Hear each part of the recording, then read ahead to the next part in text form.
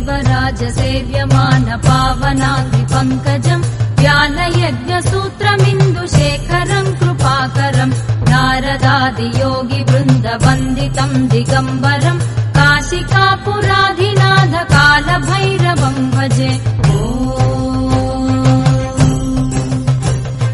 भानुकोटिभास्वरम् भवाब्धितारकम् परम् नीलकण्ठमीप्सितार्थदायकम् त्रिलोचनम् कालकालमम्बुजाक्षमक्षशूलमक्षरम् काशिकापुराधिनाथ कालभैरवम् भजे।